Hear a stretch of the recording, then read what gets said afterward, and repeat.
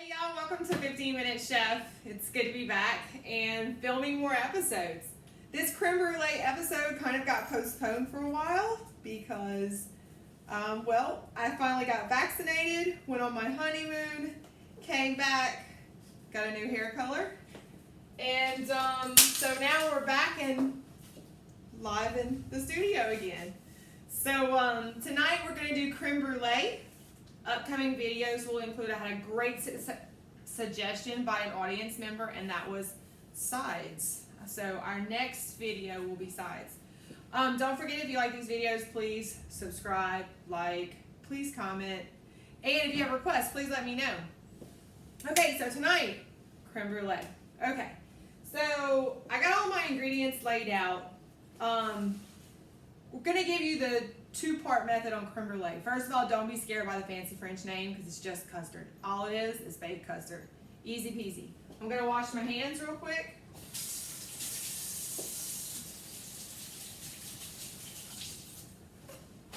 A little Scotch towel, dry them off.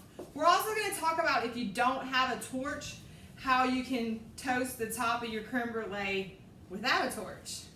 Okay, so the first thing we're going to do is, I have 1.5 cups of heavy cream. I'm going to put it in the microwave to get my heavy cream hot. Sorry, I'm having some difficulty speaking tonight. So the reason I like to use the microwave versus a bain-marie, which is what they teach you in culinary school, is the microwave heats evenly, so it's very good for like just scalding the milk to make the creme brulee. The recipe calls for 6 egg yolks, but 6 large egg yolks. That's where you have to read between the lines.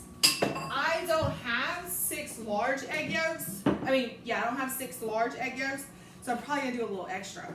So if you see me putting extra egg yolks, don't be surprised. So I crack the eggs in my hand, and I actually use my hand to filter out the yolk from the white. The white I keep and make my wonderful husband a healthy egg white omelet, and the egg yolks are used for the creme brulee, which is not so healthy. So, and you want to make sure you get all the yolk out. All the white out, not the yolk. You want just yolk. Otherwise, you're going to have egg whites in your custard, and you don't want to do that. So this is 4. The recipe originally calls 4 large is what it is. And I go ahead and put 6. Because it doesn't hurt to have more yolk than what it calls for. But if you don't have enough yolk, it won't hold the custard together. Because the yolk is what's kind of like your cement. It's your glue. It's what makes it whole. What makes it set up. So the yolk is extremely important. I'm actually going to add 1 extra just for good measure. After that, we're going to add our sugar. And what it's going to do is it's going to create a paste. A sugar yolk paste.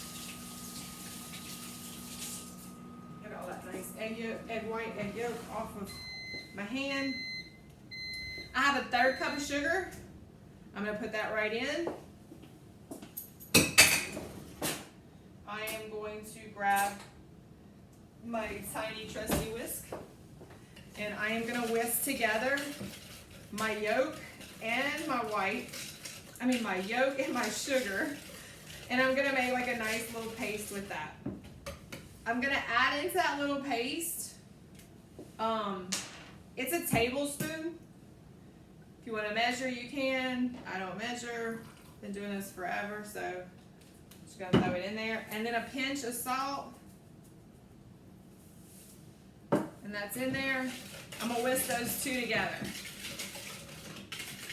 Now, you're going to notice that both what I'm using here and the one for the heavy cream both have a spout on it. There is a reason. There's method to my madness.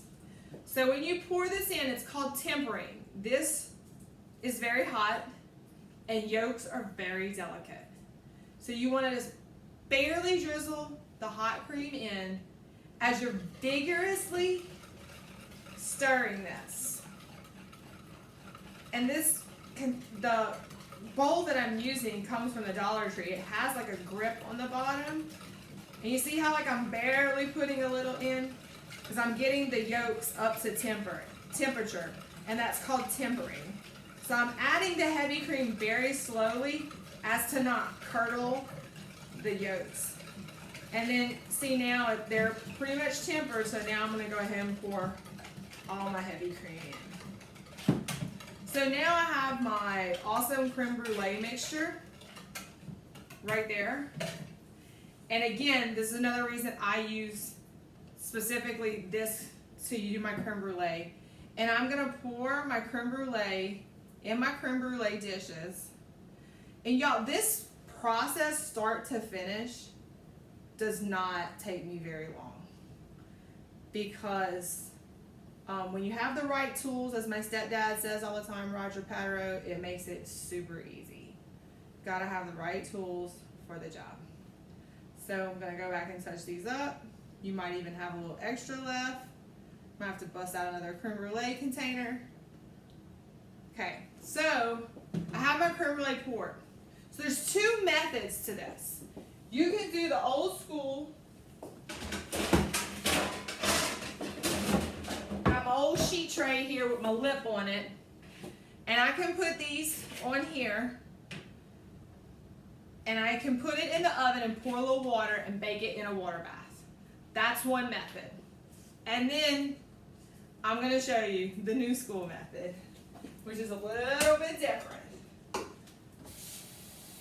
There's chefs everywhere going, oh my God, what is she going to do now?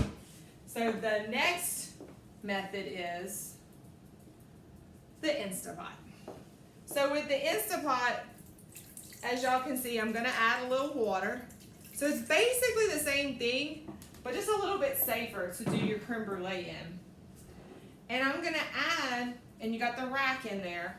So if you got an INSTAPOT, you can do this. I'm going to show you both ways. So if you don't have an INSTAPOT, it's not a big deal.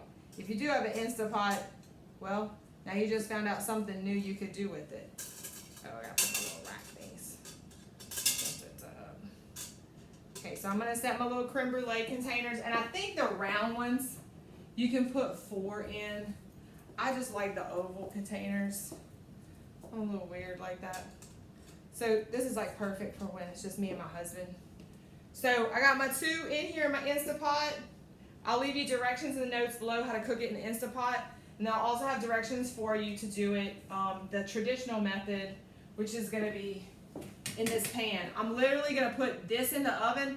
Once you put it in the oven, then you pour your water on the tray. Don't pour your water on the tray and do the balancing act all the way to the oven. You're going to hurt yourself. So stay tuned and I'll show you the second half of how we finish this creme brulee. Okay, so welcome back. As you can see, our INSTAPOT is done. I just finished venting it. So I'm gonna give you the short of this. Our conventional is still going, but we're gonna open our INSTAPOT up. And as you can see, let me pull the camera a little bit closer.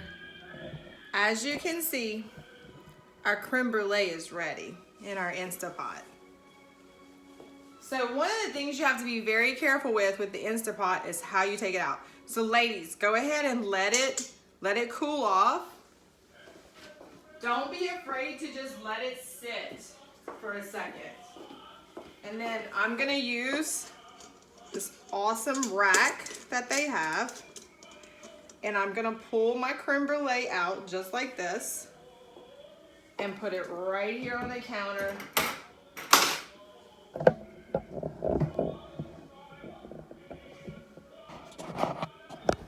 So we can let it cool off. See if I can. So we're gonna leave it right here on the counter and let it kind of cool off. Let our INSTAPOT cool off while we're still waiting on our conventional method. So if you do have an INSTAPOT, this is probably one of my favorite recipes for INSTAPOT, just for the fact it does cook the creme brulee. Our creme brulee from our INSTAPOT, 7 minutes, it's ready. A little bit longer, almost 12 to 13 minutes in the oven, and it's ready. And I'm gonna pull it out now. You're gonna notice I have a slotted spatula that I am actually gonna put, because it's in water, I'm gonna slide it And then I'm just going to lay it right up here, let it get to room temperature. And once these cool off to room temperature, they'll go in the refrigerator. They'll refrigerate overnight. Ladies, this is a wonderful dessert if you're having a dinner party like I am tomorrow. And you want to have a really nice dessert. We can do all the work the night before, goes in the fridge. Tomorrow at the dinner party, after we get finished eating, I'll lay sugar on, toast the top, little berries on top, and serve it. But stay tuned, I'll show you tomorrow how we'll finish the creme brulee off. So stick with me. Hey guys, welcome back to 15 Minutes Chef. So it's the next day, we're pulling our creme brulee out the refrigerator, and now we're gonna toast the top before our dinner party. So we're just gonna take our creme brulee, put a big heaping 2 tablespoons of sugar, shake it across our creme brulee, shake off the excess. Got a nice coating of sugar on there. I do have a torch, and in a second I'm gonna tell you how you can do it without the torch. Now when you do the torch, the very point, you don't need to get very close with this, and you just want to go evenly across it many times. And as the sugar melts, you're going to start seeing it bubble, and you just want to just kind of feather it. I guess it's like running across it really light.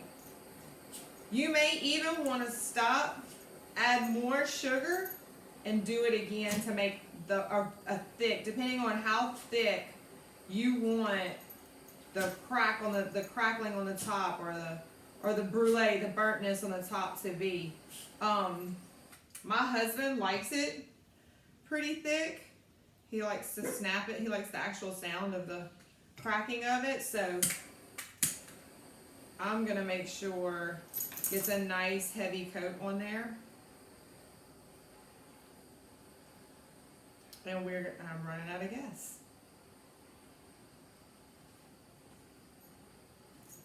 And as you can see, I'm just evenly going over it over and over and over.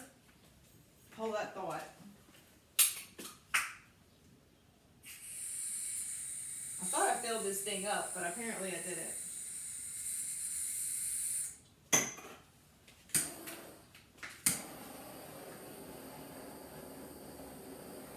Not enough to brulee the top of this.